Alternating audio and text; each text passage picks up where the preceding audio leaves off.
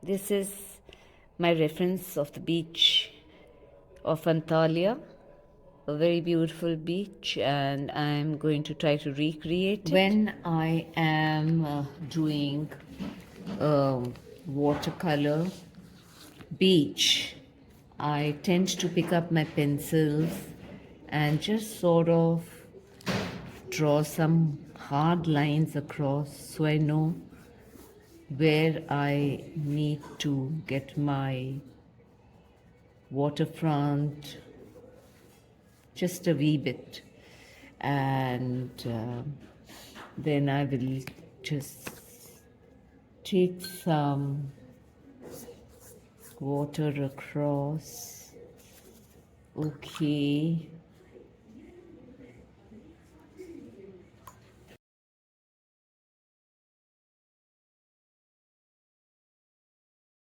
So I am trying to recreate a little corner of a beach on Antalya. In Antalya, it's beautiful skyline, beautiful beach with little mountains on the side. The sky, I am just dropping in lots and lots of colors because that's what the sky looks like over there. I'm just tilted my paper and I've watered it down and filled it up with scarlets and mauves and purples and paints gray just to get let the colors flow and get the cloud shapes on their own because I have tilted the paper. Now I'm filling in my horizon, my water line, shoreline, and I filled it in with cobalt and ultramarine, and then I have filled in my sand and the mountains, which I am just roughly covering with a lot of burnt sienna and yellow ochre, and just to know that this is where my mountains are. Right now my mountains and my sand seem to look exactly the same. My sand has again burnt sienna, some blues and some Indian red. I like to do my sand with Indian red and yellow ochre, and once I've got my horizon, my skyline done, and I've filled in my sea, I am trying to put in the water, the waves going around the rocks. I am just trying to put in some green as well because that's the color we see when we are looking out at the horizon, out at the sea. We don't just see blue, we see a lot of green, and as we come closer to the shoreline, it becomes whiter and lighter, and you can literally see the rocks below and the sand below.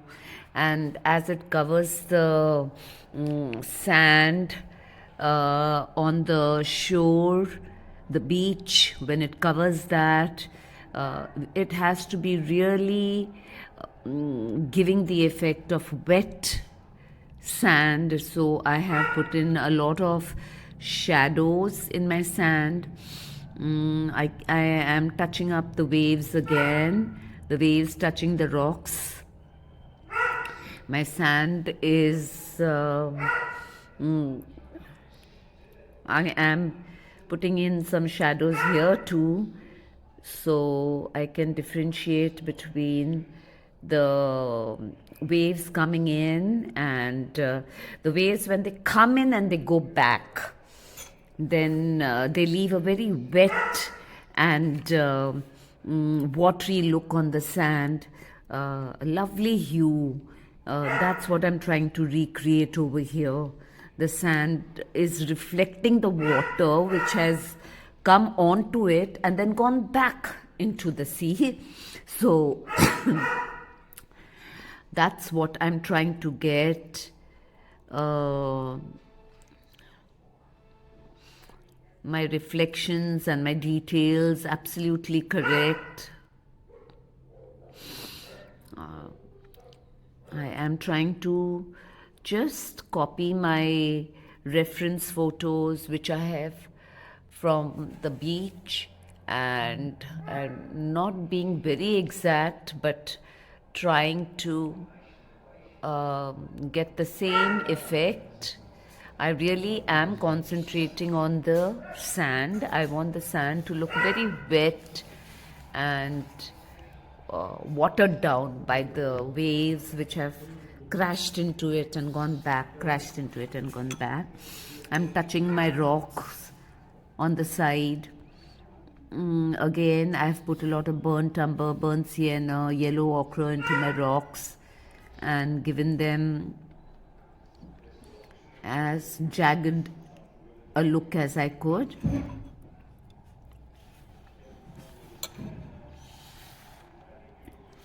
I keep waiting for my painting to dry down, and then I put in the next coat, and I use a very thin brush to create the edges of the rocks with a very dark hue of burnt sienna and a little bit of black mixed in it.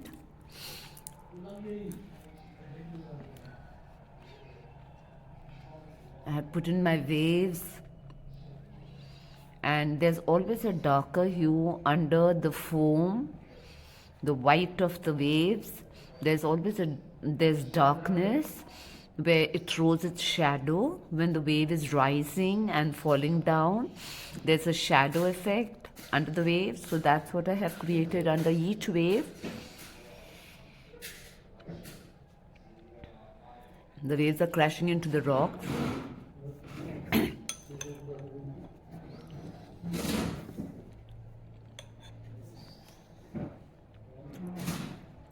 And that's with a very small and tiny brush. I'm trying to fill in the water coming into the rocks and hitting the rocks.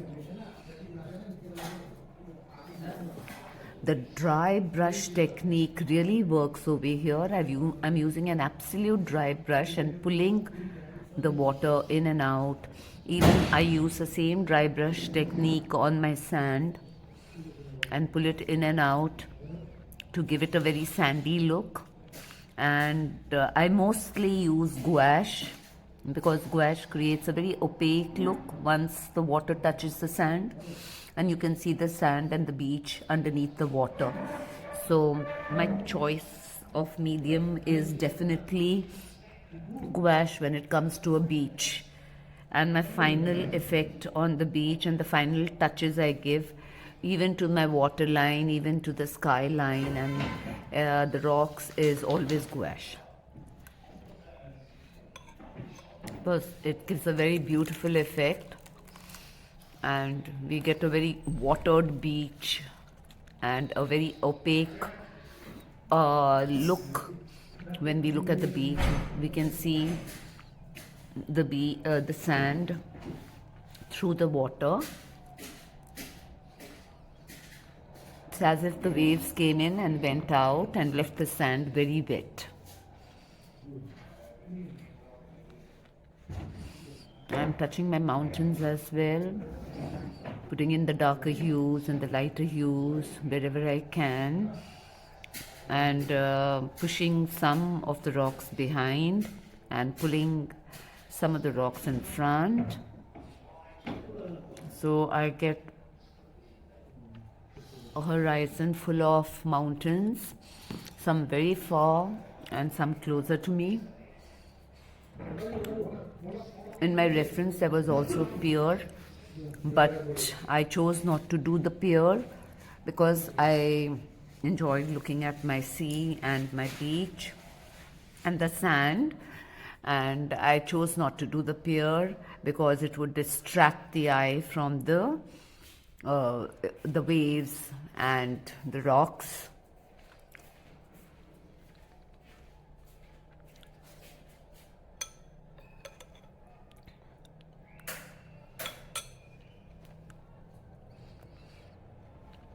Putting some more defined lines onto my rocks.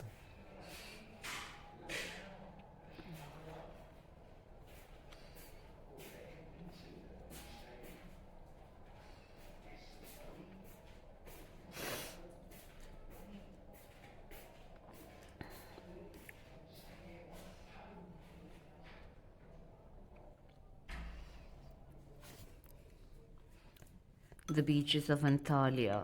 Very beautiful and very clean. The sea is so blue and the sky has all these hues in it, and I have tried to really recreate the afternoon sky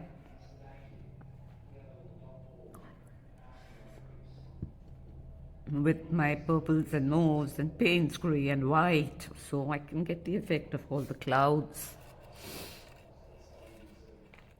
And now I'm again dry brushing the sand, pulling in some more waves with my gouache white.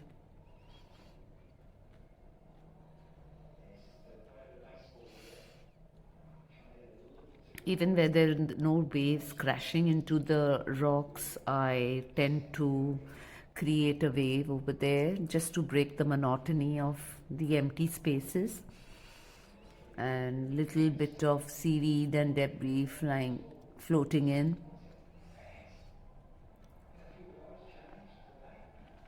Just a very wet touch of my brush, and a very dry brush will complete my look. I hope you have enjoyed this tutorial. Do subscribe, do like, tell me what you would like to see me paint.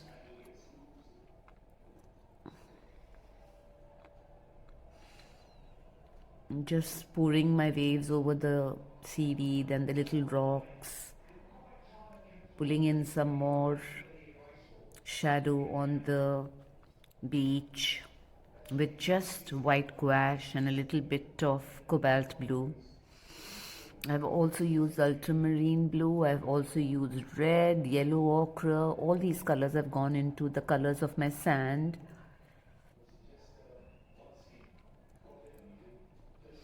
And that's it. The painting is almost complete. It was wonderful doing this, very therapeutic, very enjoyable.